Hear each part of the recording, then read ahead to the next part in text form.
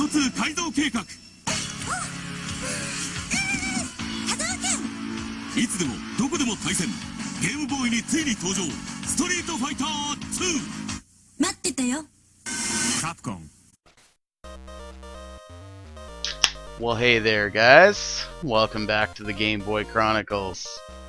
So today, you sexy beasts are going to join me as I take a look at Street Fighter 2 for the Game Boy. Now, like most people who were, products of the 80s who grew up in the 90s, I enjoy me some good 1v1 fighting games, You want to throw in some crazy, like, tag assist shit, Marvel vs. Capcom style or whatever, I'm good with that too. But it goes without saying that a big part of my childhood was spent playing fighting games. So naturally, going into the Game Boy library, it's a title that would stand out to me.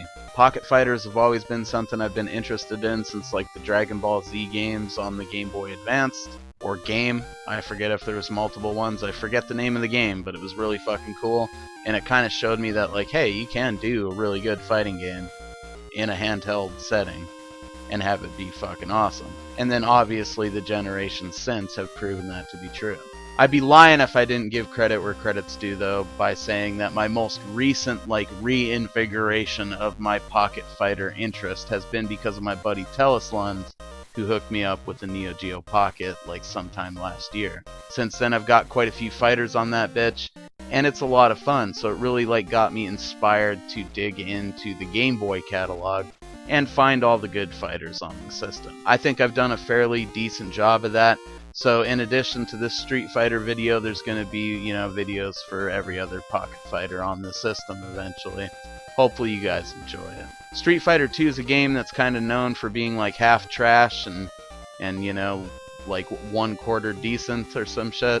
So we're going to go ahead and take a look at it right now and see what we think.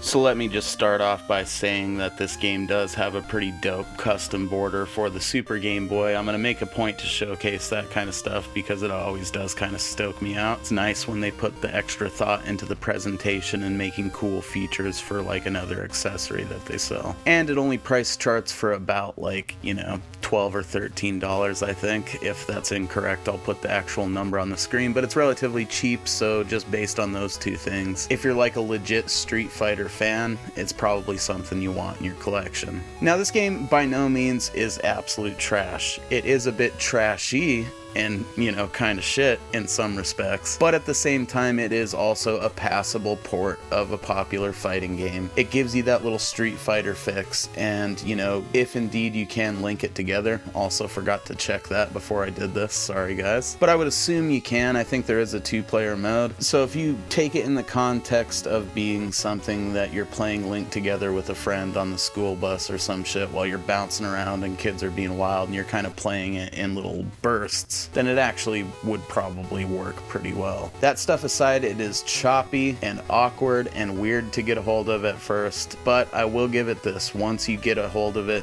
it's the timing is pretty crisp. You just kind of got to lead into your moves. So for example, to do a Hadouken, you got to kind of start it before you want it to go off, not when you want it to go off. That would be a gripe for me for sure because it makes it harder to play, but again, if you put it in the context of playing Game Boy at the time, the way Game Boy was meant to be fucking played, it would probably have been pretty rad. It's not a Pocket Fighter that I would revisit frequently out of the joy of just throwing down a few matches on it, but I will say it does kind of give you a decent dose of Street Fighter in the palm of your hand if that's what you're looking for. Custom borders, like I said, is a nice bonus too, and the fact that it's cheap is another good one as well. As far as other aspects of the game or its features go, there is definitely characters missing, and that's going to bum some people out, you don't get E Honda or Dhalsim or Vega, and I really don't know why. I guess maybe they were trying to pack too much into it. That is one thing I will say about the game, is the characters and their animations, choppy as they may be, are spot on design wise, and they do a pretty good job of replicating a lot of those iconic stages on the Game Boy. But the missing characters is a bit of a gripe as well. Outside of that, it's just kind of decent. It's not trash, it's not the worst worst pocket fighter on the Game Boy by any stretch, but it's also not the best, and there's other stuff that was out around the same time that you could argue kind of proves that this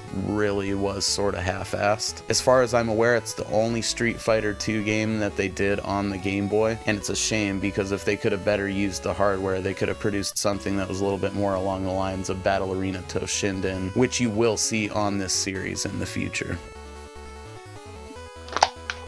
Now, I will say it is entirely possible that I like this a little bit more based on nostalgia for Street Fighter 2 as a whole. I might not be tournament caliber player like some of you sons of bitches out there, but I've certainly enjoyed it over the years. As I said at the beginning, you know, it was a staple of childhood. So definitely, you know, the part of me that loves Street Fighter 2 loves this game a little bit just for being able to, and I'm talking only just passively give you that, like, dose of Street Fighter that you want out of a handheld game in like the 90s, you know.